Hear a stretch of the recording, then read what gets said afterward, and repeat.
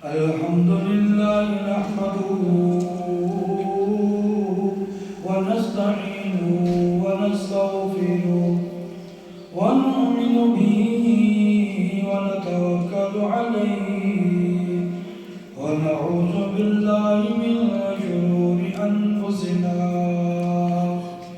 ومن سيئات أعمالنا من يهده الله فلا مضل له ومن يضلل فلا هادي له ونشهد أن سيدنا ومولانا محمدا عبده ورسوله قال الله تبارك وتعالى في الكلام المجيد والفرقان الحميد أعوذ بالله من الشيطان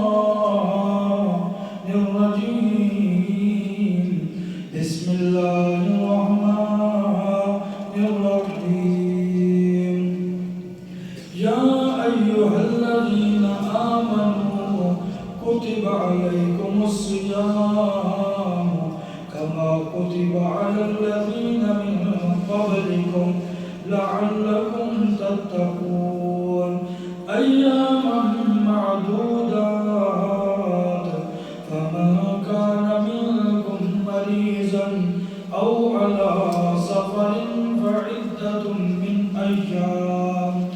فعدة من أيام أخر وعلى الذين يطيقونه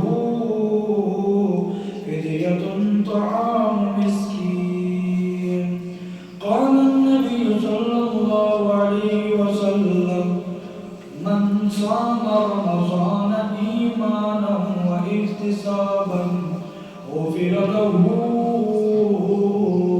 ما تقدم من ذنبه وقال في موضع آخر الصوم لي وأنا أجزي به صدق الله وصدق رسوله النبي الكريم ونحن على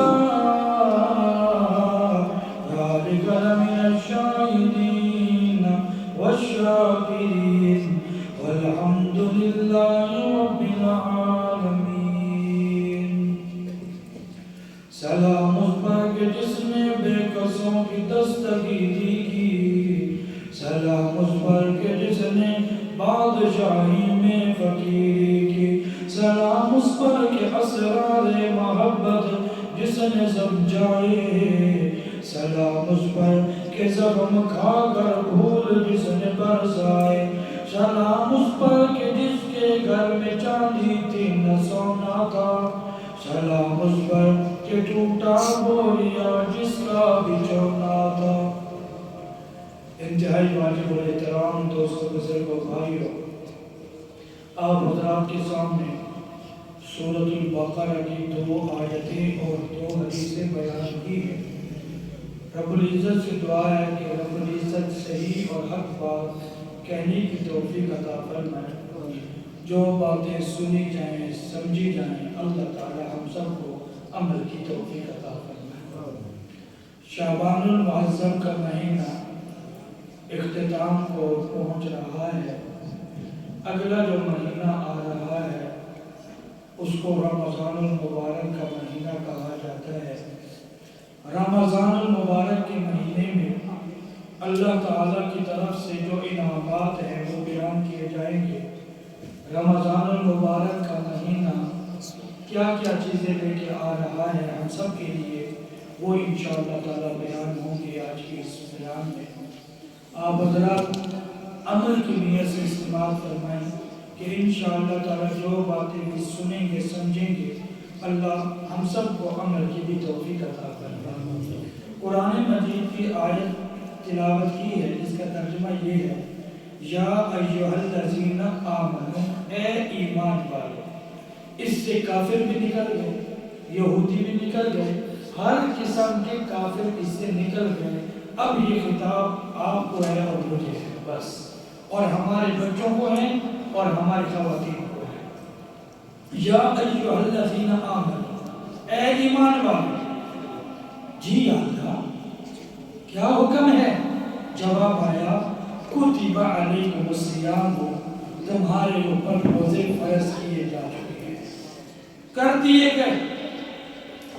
صیام یہ صوم کا لفظ ہے، اور صوم کا معنی ہوتا ہے کھانے سے رکنا، پینے سے رکنا اور جنسی خواہشات سے رکنا۔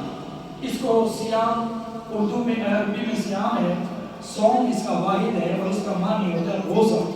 عربی میں میرا روزہ ہے، تو روزے کی ڈیفینیشن کیا ہے، کسے کہتے ہیں؟ تو روزہ کہتے ہیں کھانے سے رکنا، پینے سے رکنا اور جنسی خواہشات سے رکنا، یہ روزے کی تعریف کہلاتی ہے۔ روزے فرض ہو گئے، یا اللہ ہمارے اوپر؟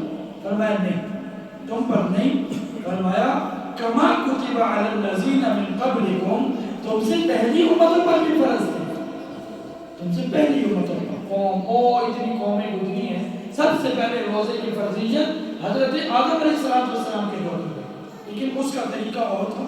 بدلتے بدلتے بدلتے جب میری اور آپ کی باری آئی، اب روزے کا سارا جو ہے وہ سارا نظام ہی اللہ نے تبدیل کرنا، فرمایا کہ تم پر روزے فرض کر دیے گئے، کما کتب علی الذین من قبلکم، ہم سے پہلے بھی روزے فرض تھے۔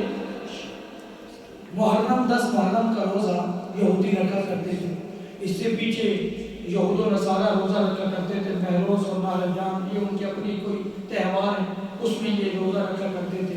اس سے پیچھے جائیں تو ایام بیس کے روزے بھی تھے بڑے پرانے، یہ پہلے روزے تھے۔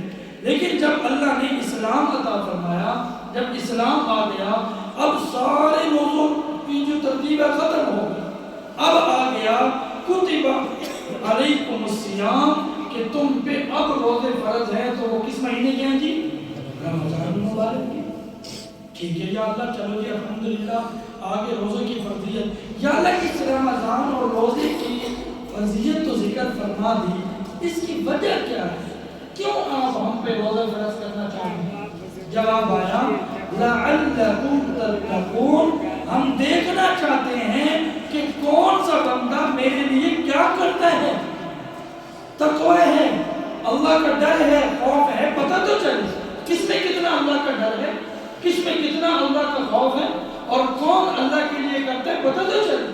تو یہ روزے کی فرضیت ہوگی۔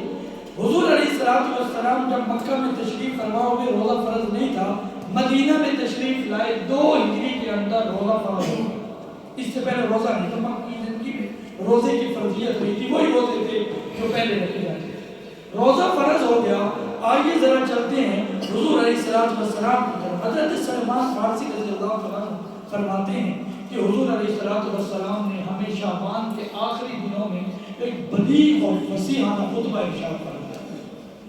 حضور کی عادت شریفہ ہوتی تھی کہ جب بھی کوئی کام آگے آنے والا ہو تو لوگوں کو متوجہ کرتے، بھائی متوجہ ہو جاؤ۔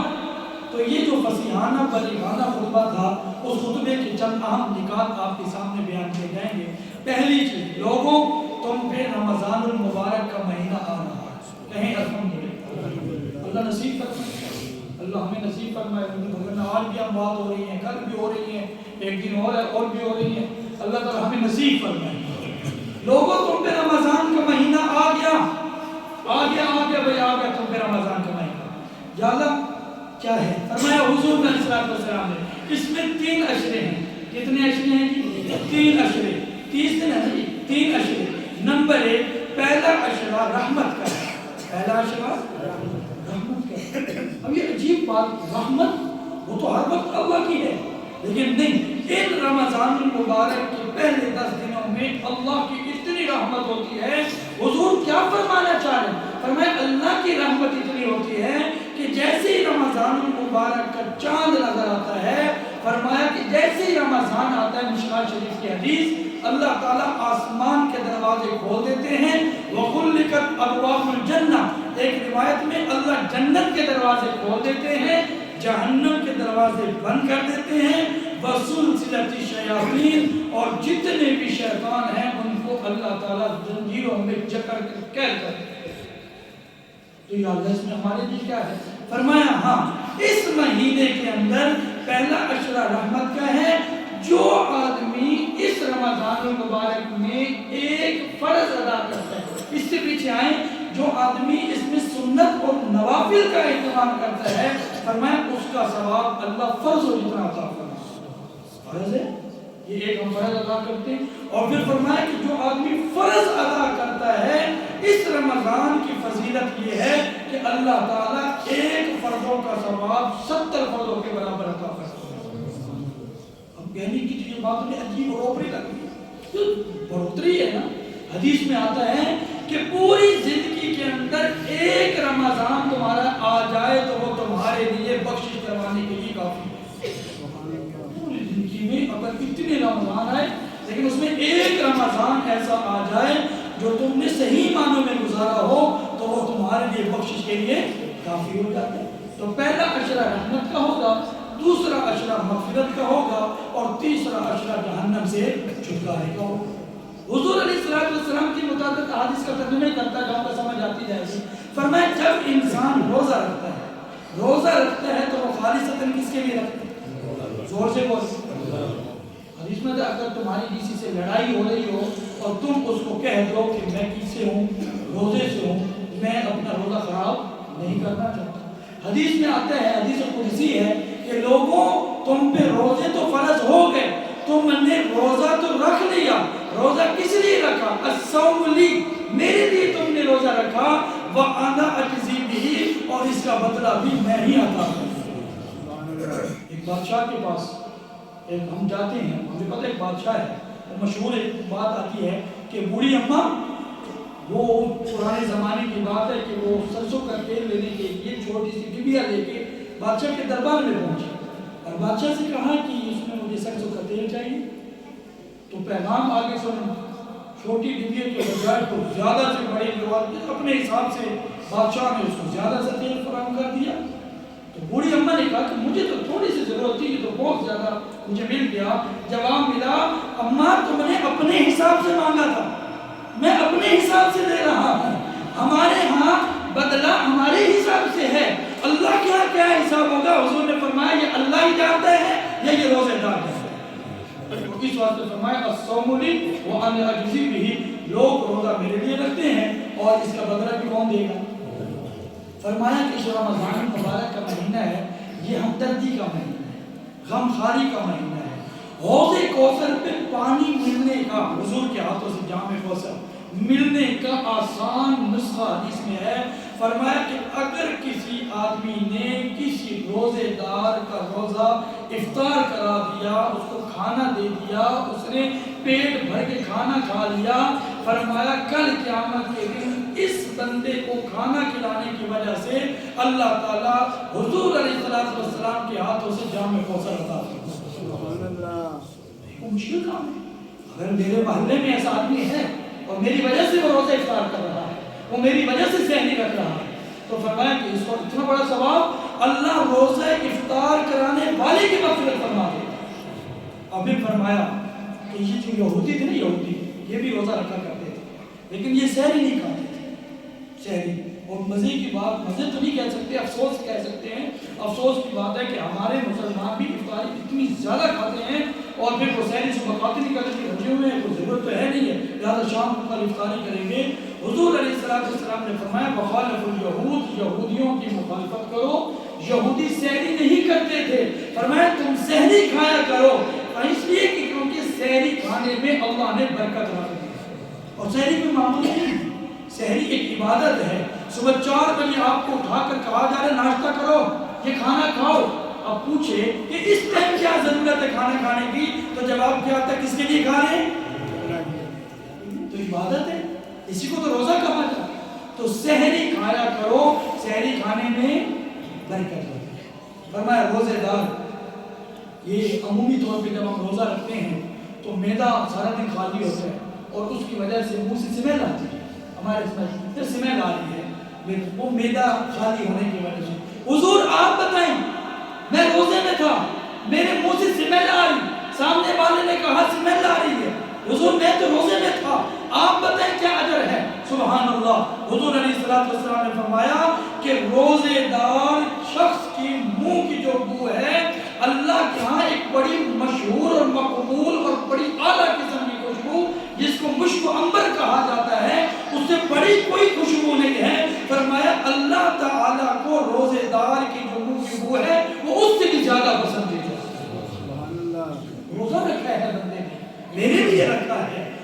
کے بعد دیکھیں تقویٰ کیا ہوتا ہے. تقویٰ کیا ہوتا ہے؟ اللہ کا ڈر. تنہائی میں بھی اللہ کا ڈر, سامنے بھی اللہ کا ڈر. روزے دار شخص جو آدمی ہے وہ جب روزہ رکھ لیتا ہے, گھر میں ساری چیزیں موجود ہونے کے باوجود وہ نہیں کھا رہا, اسی کو کیا کہتے ہیں؟ تقویٰ. زور سے بولے, کیا کہتے ہیں؟ بھائی گھر میں پانی بھی ہے, گھر میں ساری لوازمات پڑے ہیں, گھر میں بندہ بھی موجود کوئی نہیں ہے, تو کیوں نہیں دوپہر کا کھانا کھا رہا؟ تو وہ کیا کہتے ہیں؟ مجھے کون دیکھ رہے ہیں؟ اسی کو تو تقویٰ کہتے ہیں. یہی تو تقویٰ ہے. اسی کو تو قرآن نے کہا اے ایمان والوں تم پہ روزے فرض کر دیے گئے. یا اللہ کیوں فرض کیے گئے؟ لعلکم تتقون, تاکہ تمہیں پتہ چل جائے کہ تمہیں تقویٰ کون کرنے والے ہیں, متقین لوگ کون ہیں اور پرہیزگار کون ہیں. حدیث میں آتا ہے رسول اللہ صلی اللہ علیہ وسلم نے فرمایا من صام رمضان, یہ سنیں گے حدیث, من صام رمضان. اتنی یہ پیاری حدیث ہے, یہی ہمارے لیے نجات کے لیے کافی اگر اس حساب سے چلے گا. من صام رمضان, جس بندے نے رمضان کا روزہ رکھا, جس بندے نے رمضان کا روزہ رکھا, فرمایا وقامہ ایمانا, اور اس کی راتوں میں قیام کیا, کھڑا ہوا, عبادات کرتا رہا, نوافل پڑھتا رہا, اپنی عبادات میں لگا رہا, ہر وقت اللہ کی طرف متوجہ رہا, تہجد کے نوافل پڑھتا رہا. وقامہ ایمانا, اس نے اس نیت سے قیام کیا اللہ پہ ایمان رکھتے ہوئے, و ایمان و احتسابا, اور اس نیت سے کہ اللہ مجھ سے راضی ہو جائے, اللہ مجھ سے راضی ہو جائے. رمضان کا روزہ رکھا کیوں؟ کہ اللہ مجھ سے, رات کا قیام کیا کیوں؟ کیونکہ اللہ مجھ سے. اس عمل کی وجہ سے سنو اللہ کی طرف سے پیغام, غفر لہ ما تقدم من ذنبہ, جتنے بھی پچھلے گناہ ہیں اس عمل کی وجہ سے اللہ معاف فرما دے. رمضان المبارک کا مہینہ بہت فضیلت والا مہینہ ہے. فرمایا اس رمضان, حضرت عمر رضی اللہ عنہ فرماتے ہیں کہ جس بندے نے رمضان کا ایک روزہ بغیر عذر کے چھوڑ, عذر کیا ہے؟ قرآن نے دو صرف عذر بتائے, فعدتم فمن کان منکم مریضا, مریض بیچارہ روزہ نہیں رکھ سکتا. ہمارے یہاں تو سر میں درد ہو تو روزہ چھوڑ دیتے ہیں, اور سر میں درد ہے جس میں روزہ نہیں, بیماری ہے, سر میں کیا پاؤں میں درد ہو تو روزہ چھوڑ دیتے ہیں. فمن کان منکم مریضا, مریضن کی تفسیر یہ ہے کہ وہ روزہ شام تک مکمل نہیں کر پائے گا, یہ مریضن کی تفسیر ہے.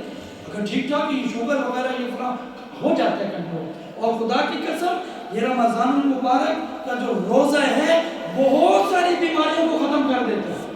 بندہ عام طور پہ یہ شوگر کی جو مریض ہوتے ہیں عمومی طور پہ جب تک کوئی میٹھی چیز نہ کھائیں درمیان میں تو گن ناراض ہو جاتے ہیں, لیکن روزے کی برکت سے اللہ تعالیٰ اتنی قوت اور طاقت عطا کرتے ہیں کہ بس افطاری تک وہ اپنا روزہ پورا کر لیتے ہیں. اور پھر جن لوگوں کو یہ گھٹنوں میں دردیں ہوتی ہیں, بہت دفعہ سنا ہوگا, نمازی ہمیں بتا رہے ہوتے ہیں وہ جی پورا سال دردیں رہی, رمضان میں روزے کی برکت سے دردیں ہی ختم ہو جاتی ہیں.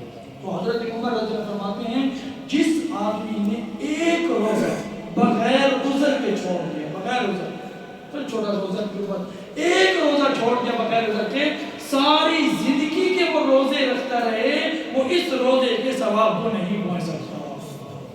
اس سے معلوم یہ ہوا کہ زندگی میں یہ رمضان کسی کو نصیب ہوا. مجھے یاد پڑتا ہے پچھلے سال ہمارے وہ نمازی تھے عباس بھٹی صاحب, وہ اکثر طور پہ یہاں تراویح کے بعد بیٹھ جاتے یا چلے جاتے, پھر آتے, پھر ملاقاتیں ہوتی, تو ان کو میں کہتا تھا کہ قرآن پورا سننے کی نیت کیا کریں. تو انہوں نے مجھے کہا کہ اگلے سال میں پورا سننا. نہیں گئے, کوئی رہا ہم نے بھی کس نے رہنا, جہاں سدا رہنے کی انہیں کچھ آئے ہی نہیں. ہو سکتا ہے یہ ہماری زندگی کا آخری رمضان ہو سکتا ہے. خدا کے لیے میں یہ چاہتا ہوں کہ میرے کیا معنی نبی کے جو ہے وہ نمازی, میرے یہاں کے رہنے والے رہائشی, میرے یہاں کے رہنے والے بسنے والے ایک ایک شخص, آپ بلیو کریں ہم وہ الگ بات ہے, آپ کے بارے میں ہمیں اتنے جو ہے وہ فکر ہے کہ میرا ایک ایک نمازی جب اللہ کی عدالت میں جائے, اللہ کے سامنے کھڑا ہو, پوچھے کیا لائے ہو, تو یہ کہے کہ اللہ ایک تو تیرے گھر کو آباد رکھا, اللہ ایک تو ہم نے دین کے ہر کام میں حصہ لیا, اللہ اب آپ دیکھ سکتے ہیں ہم اتنی چیزیں چھوڑ کے آئے ہیں, اور آخری بات کہ اللہ ہم نے رمضان کا پورا مہینہ اسی حساب سے گزارا جیسے آپ نے گزارا تھا. انشاءاللہ کبھی امید ہے کہ رمضان صحیح گزارنے کی وجہ سے اللہ تعالیٰ ہم سب کی مغفرت فرما دے. کوشش کریے اللہ تعالیٰ کہتے کہ کرو تو صحیح میرے لیے کچھ کام تو کرو. ایک روزہ چھوڑ دینے پہ اتنا بڑا گناہ ہے کہ ساری زندگی کے روزے رکھتے رہے اس رمضان کے روزے کو پا سکتا نہیں. فرمایا دوسرا عذر فمن کان منکم مریضا او علی سفر، لمبا سفر ہے. اور ہمارے نمازی ایسے بھی ماشاءاللہ میں حیران ہوں، کراچی کے سفر میں جا رہے ہیں روزے دار ہیں، عمرے میں جا رہے ہیں روزے دار ہیں. ایک نمازی نے کہا میں عمرے میں جا رہا ہوں، گزشتہ رمضان کی بات ہے، تو میں نے کہا بھئی آپ کے لیے تو روزہ معاف ہے. کہتے نہیں جی میں بچپن سے لے کے اب تک روزے لے کے آ رہے ہیں، میں نے بچپن میں نہیں چھوڑا، میں نے سخت گرمیوں میں مئی جون میں نہیں چھوڑا، تو میں رمضان سفر میں چھوڑ دوں. یہ ایمانی طاقت کون دیتا ہے؟ اللہ. لیکن کب دیتا ہے؟ جب میرا اور آپ کا عزم ہو. خدا کی قسم لوگ کہتے ہیں بہت کھڑے تھک جاتے ہیں، رات قرآن سنتے سنتے تھک جاتے ہیں. نہیں، ایسے نمازی موجود ہیں جنہوں نے گزشتہ سال مجھے کہا کہ ہاں میں نے اس سال پہلی مرتبہ پورا قرآن سنا ہے. ہماری نماز، ہماری ٹاؤن کی نماز. عزیزم رمضان یہ کبھی کبھی نصیب ہوتا ہے، یہ نصیبوں والوں کو نصیب ہوتا ہے. اس لیے کل سے یہ رمضان آ گیا ہے، کل سے رمضان کی یہ بہاریں آ گئی ہے. آؤ اللہ تعالیٰ کے اس گھر کو آباد کرو. آؤ اللہ تعالیٰ نے جو جو کام میرے اور آپ کے ذمہ لگائے ہیں ان کو پورا کریں گے انشاءاللہ تعالیٰ. پورے روزے رکھیں گے انشاءاللہ تعالیٰ. روزے دار اگر کوئی موجود مل گیا کہ جس کو افطاری کی ضرورت ہے افطاری کروائیں گے انشاءاللہ. قرآن پورا سنیں گے انشاءاللہ تعالیٰ. نمازوں کی پابندی رکھیں گے انشاءاللہ تعالیٰ. یہ ایک مسئلہ سمجھ لیں. پچھلے دن ایک بندے نے کہا کہ آپ یہ کہتے ہیں کہ یہ کام کرو گے اور آگے ہم کہیں گے کہ انشاءاللہ آپ نے حلف نہیں ہوتا. یہ ارادہ ہوتا ہے. بھائی آپ لوگ عصر کی نماز پڑھو گے؟ بولے تو صحیح. کوئی نہیں پڑھ سکا بیچارہ، اس نے کون سی قسم اٹھا لی؟